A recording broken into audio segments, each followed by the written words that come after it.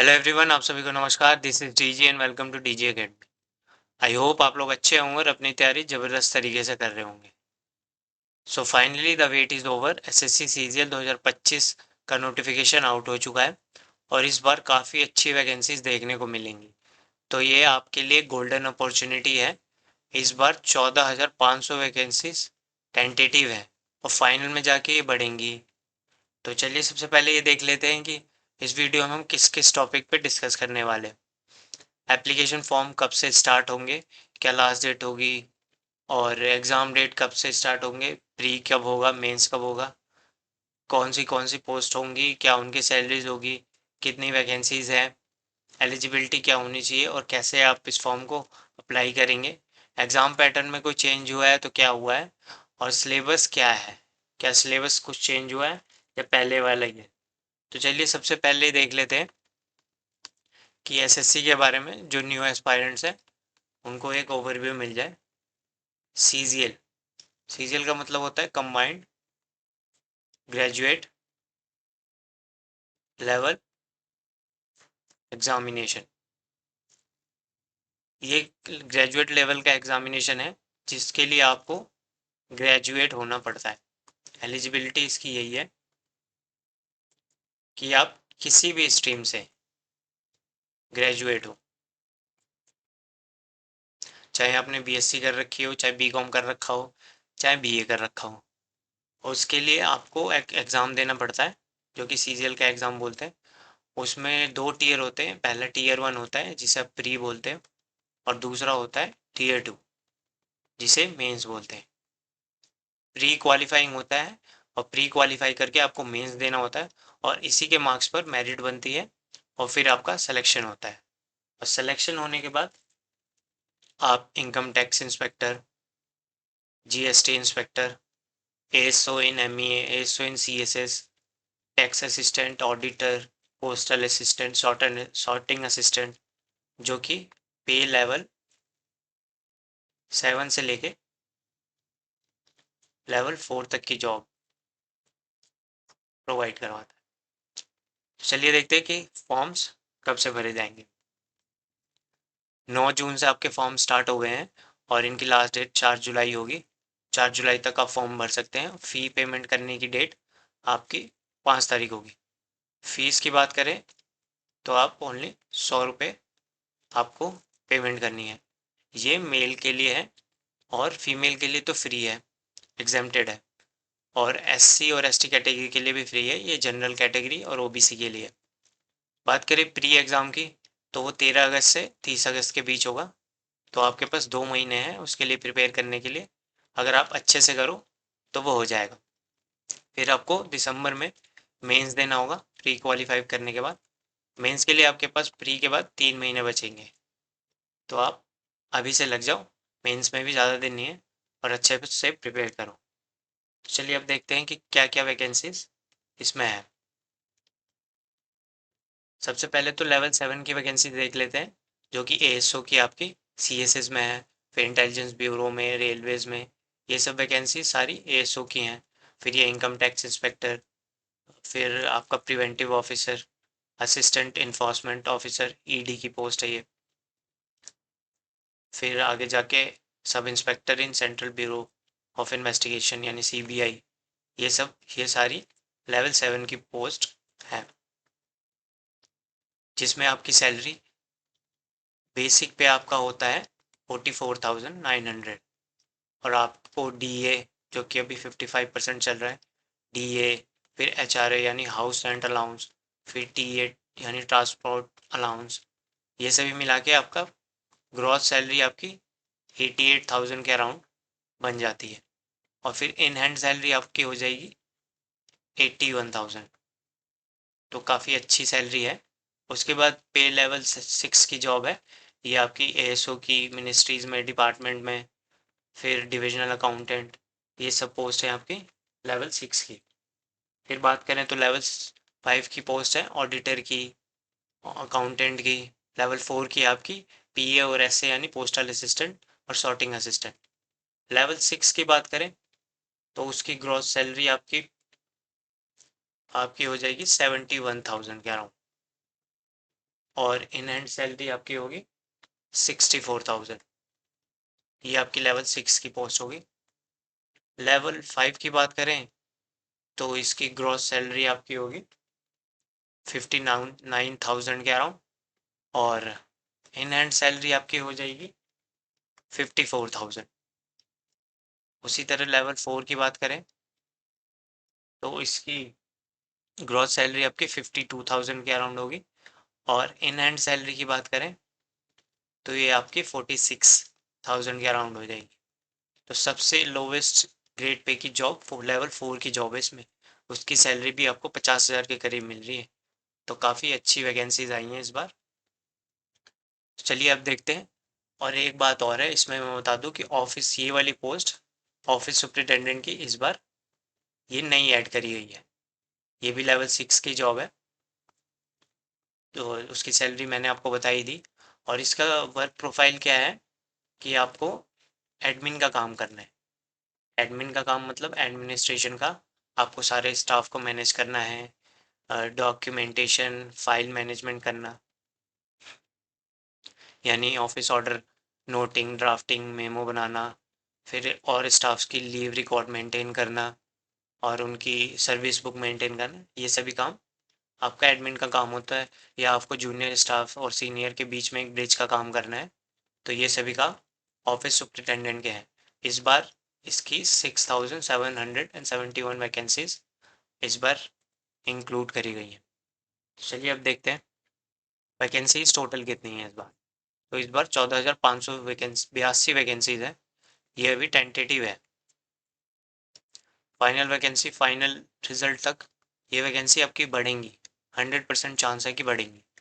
कम तो होती नहीं है, बहुत ही रेयर चांसेस होते हैं कि कभी कम हो जाए, हमेशा बढ़ती हैं। तो 15-16 हज़ार के करीब अब मान के चलो, और ना भी बढ़ी तो ये भी काफ़ी वैकेंसीज है। अब ये देख लेते हैं कि एज लिमिट क्या होगी। कुछ पोस्टों के लिए 18 से 27 साल होनी चाहिए, कुछ के लिए 20 से 30, कुछ के लिए 1830, और कुछ के लिए 1832। मतलब जनरली आप देख के चले तो 18 से 27 साल के कैंडिडेट्स इसमें अप्लाई कर सकते हैं, और जिनकी एज 2 अगस्त 1998 से कम नहीं होनी चाहिए, और 1 अगस्त 2007 के बीच में, मतलब इनके बीच में लाई करनी चाहिए।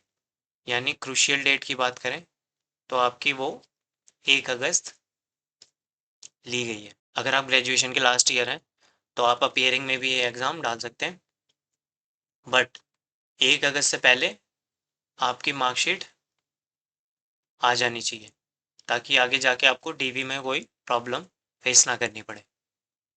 आगे नीचे ये है, SC/ST के लिए 5 साल की छूट है, OBC के लिए 3 साल की, और PWD कैंडिडेट्स के लिए 10 साल की। अब देखते हैं आगे। तो आप कैसे अप्लाई करें इसे। इस फॉर्म को आप ssc.gov.in पे जाके, या SSC की वेबसाइट है यहाँ जाके फिल कर सकते हैं, या प्ले स्टोर से एक माई SSC ऐप आता है वहाँ से भी आप इसे अप्लाई कर सकते हैं। जो फ्रेश कैंडिडेट हैं उन्हें OTR करना पड़ेगा, जिसे वन टाइम रजिस्ट्रेशन बोलते हैं। उसके बाद आपका आधार, उसी में आपका आधार ऑथेंटिफिकेशन हो जाएगा, फिर आपको आगे की चीज़ें ईजी हो जाएंगी। और जो पुराने कैंडिडेट्स हैं उनका तो OTR हो रखा होगा, तो वो तो सीधे अप्लाई कर सकते हैं। अब देखते हैं कि फ़ीस कितनी होगी। फ़ीस तो 100 रुपये मैंने पहले ही बता दिया आपको। अब बात कर लेते हैं CGL Tier 1 कट ऑफ 2024 की। तो ये 2024 का Tier 1 का कट ऑफ है। उस टाइम 18,174 वैकेंसीज थी। तो आप देख सकते हैं UR की 153 काफ़ी हाई कट ऑफ गई थी, OBC की 146। इस बार 14,500 वैकेंसीज हैं। तो इस बार भी अगर पिछले साल की तरह ही इस बार लेवल रहा तो इस बार भी 150 प्लस तो मान के चलो, इससे कम तो नहीं होगा। तो आप मॉक भी लगाओ तो ये आप एम करके चलो कि 150 के करीब आपके मार्क्स आने चाहिए, तभी आप प्री क्वालिफाई कर पाओगे।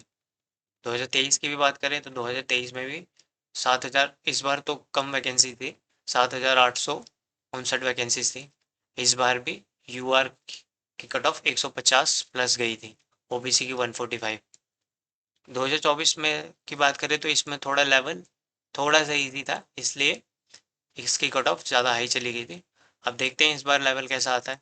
पर फिर भी आप 150 प्लस टारगेट लेके चलो। तो ये आपका हो गया कि आपको कैसे आगे के लिए प्रिपेयर करना है।